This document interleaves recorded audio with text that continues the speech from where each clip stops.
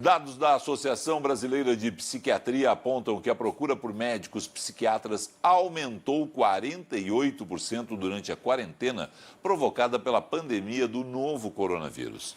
Segundo Guido Boabdai, eu vou pedir para ele a pronúncia do nome dele, né? Porque o MEI é tranquilo, psiquiatra e médico do corpo clínico do Hospital Albert Einstein, que está conosco. A pronúncia do seu nome de forma correta, doutor. Boa noite. Boa noite. Meu nome é Guido Boabdai Mai. É Guido mesmo. Ali eu fiz um Guido e é Guido mesmo, Boabdai. Guido Boabdai Mai. Muito boa noite, muita satisfação estar aqui. Obrigado pelo convite. Obrigado ao senhor por conversar conosco. O que pode estar causando tudo isso, essa combinação de fatores em plena pandemia, né? O que está acontecendo com a gente? Nós estamos mais expostos nesse momento e precisando mais desse contato com vocês, especialistas no assunto, na mente, na psiquiatria?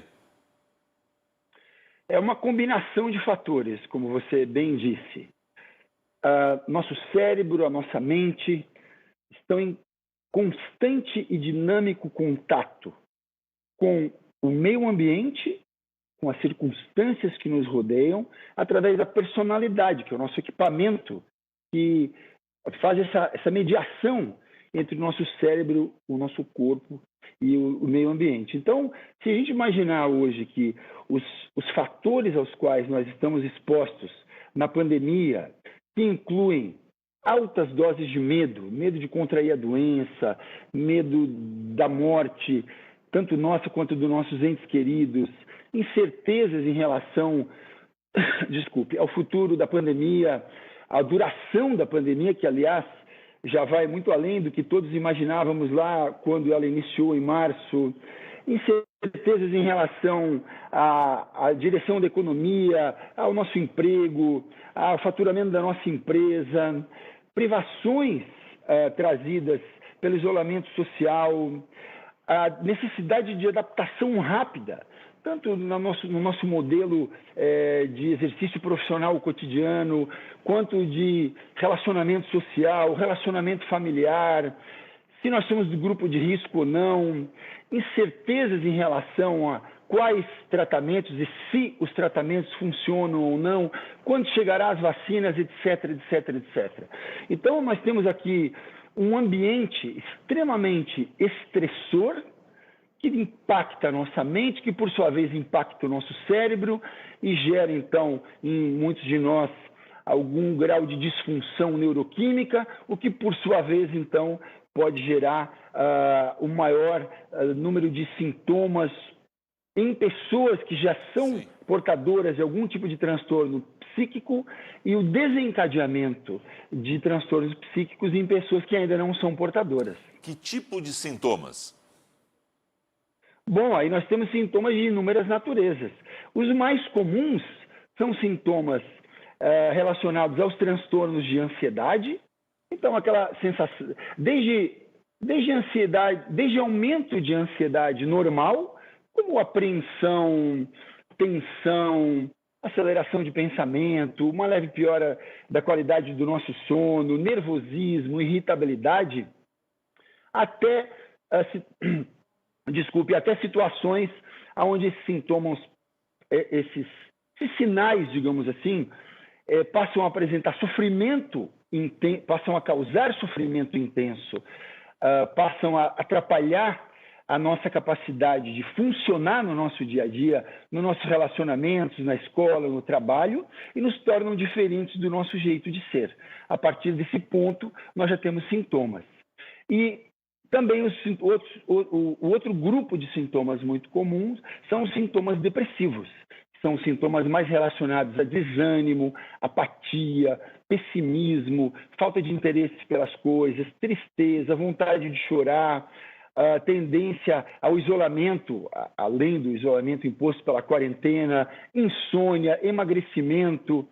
Então, esses seriam os grupos de sintomas mais comuns que tendem a nos acometer agora durante a pandemia, quando, obviamente, né, se tornam sintomas, quando eles tornam-se, então, patológicos, diferentemente de reações emocionais e psicológicas comuns que todos tendemos a experimentar durante a pandemia e também em outras situações das nossas vidas. Doutor, esses 48% entram já direto em videoconferência, as pessoas estão procurando consultórios para fazer os encontros presenciais. Como é que está funcionando em época de pandemia esse contato entre vocês e pacientes?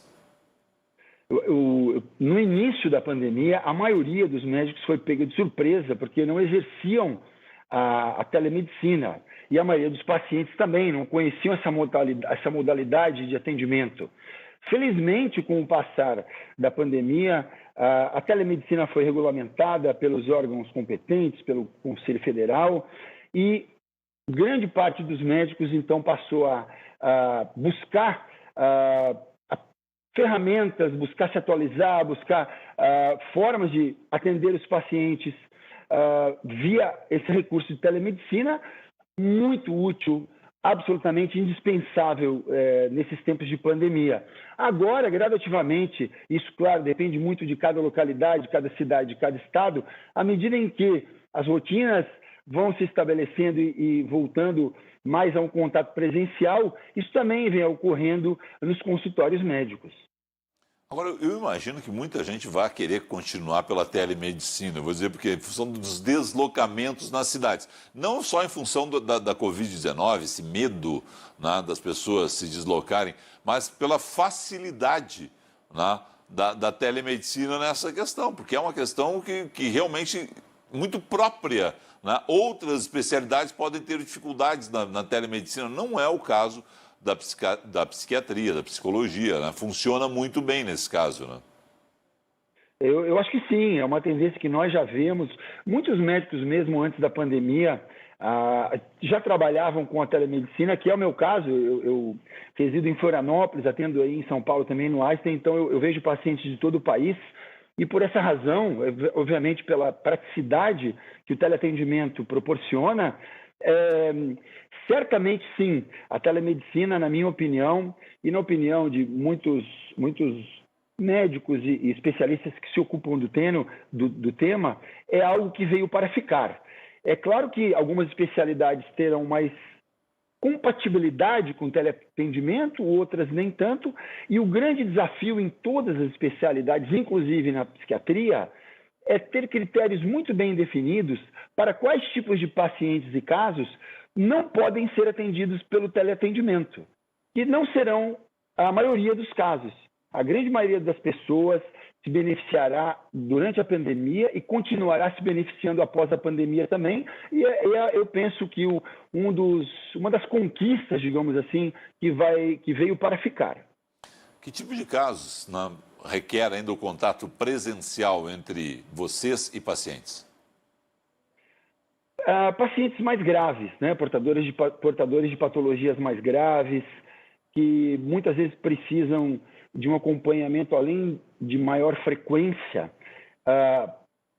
de um acompanhamento presencial, por serem portadores eventualmente de alguns tipos de riscos, né? No nosso caso aqui da psiquiatria, o nosso paciente de risco em geral é o paciente com risco de suicídio, ou pacientes portadores de transtornos mais severos que não têm condições de fazer um manejo do seu tratamento sem o acompanhamento presencial do médico, mas isso eu devo deixar muito claro que representa a minoria dos casos, não é? Então, a grande maioria das pessoas e dos pacientes dos tratamentos, é claro que desde que, do mesmo modo que no atendimento presencial, sejam observados os preceitos técnicos, éticos, as boas práticas da medicina, a acessibilidade do médico em relação ao paciente e a seus familiares, acolhimento, empatia.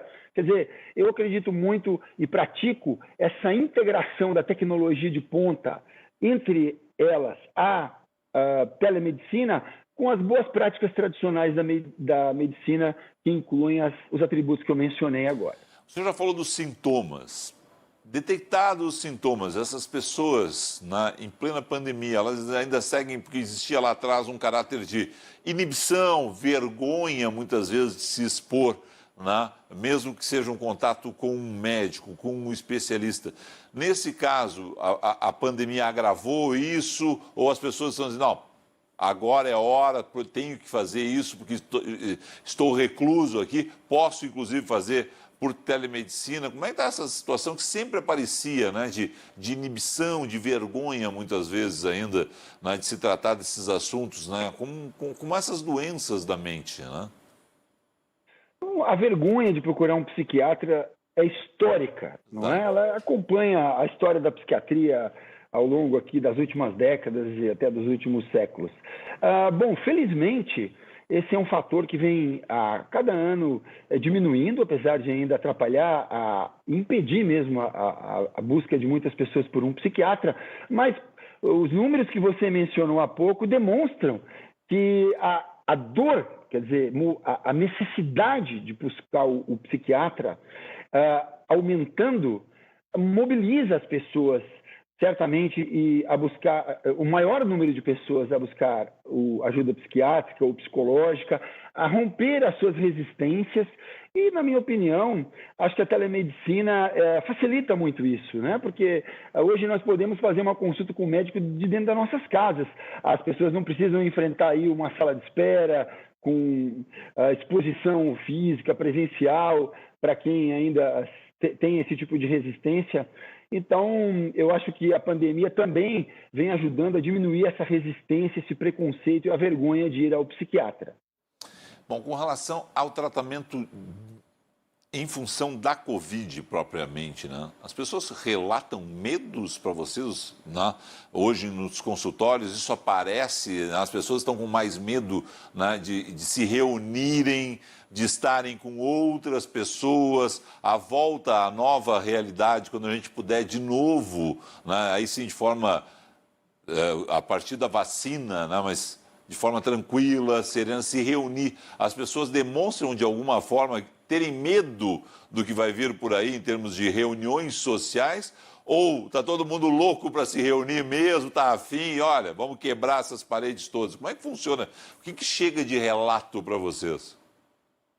Eu acho que de tudo um pouco, não é? Eu acho que certamente o medo hoje é uma tônica nas minhas consultas e creio que dos meus colegas com os quais eu tenho conversado também, como eu relatei ali, né? Medo da morte, medo do destino, do futuro financeiro, medo da perda do emprego, da saúde financeira da empresa, da duração da pandemia e entre vários outros medos. Então, sim, o medo é uma tônica. E sim, mas a maioria das pessoas com quem eu converso, seja no consultório ou fora dele, certamente estão muito ávidas por retomar a vida normal, mas aqui é muito interessante, porque existe um certo perfil de pessoas que sempre gostaram mais de ter uma vida menos exposta socialmente, que sempre se sentiram muito confortáveis dentro de casa. Então, não é claro que a maioria, mas eu tenho visto muitas pessoas no meu consultório que agora estão sofrendo ao contrário, quer dizer, estão sofrendo para se readaptar à retomada da rotina à medida em que elas estavam muito confortáveis dentro de suas casas, autorizadas, vamos dizer assim, a não interagir muito, né? Perfeito. Bom, doutor, sintomas detectados, procure um médico. É isso. Sem dúvida nenhuma. Os prejuízos de não buscar tratamento adequado diante de sintomas de ansiedade ou sintomas de depressão ou de qualquer outra natureza de ordem psiquiátrica são inúmeros, né? É muito claro hoje para nós, para a ciência, para a psiquiatria, que transtornos ou sintomas de depressão ou de ansiedade não tratados, eles tendem a gerar cada vez mais sofrimento para o indivíduo, eles tendem a gerar cada vez mais disfunção, ou seja, fica cada vez mais difícil de trabalhar, difícil de socializar, até mesmo de manter a rotina cotidiana em seus aspectos básicos, gera sofrimento para os familiares e tende a se agravar com o passar do tempo e tornar-se cada vez mais mais difíceis de responder a tratamentos. E aí, claro, vale aqui sempre lembrar que hoje existem, além da telemedicina, outras tecnologias inovadoras que aumentam muito a assertividade ao tratamento. Então, vale a pena buscar médicos que estão atualizados, que conhecem farmacogenética, que são familiarizados com telemedicina. Sem dúvida, buscar o tratamento é a solução. Dr. Guido Boabay MEI, obrigado ao senhor aí, uma excelente noite. Muito obrigado pela oportunidade, boa noite a todos.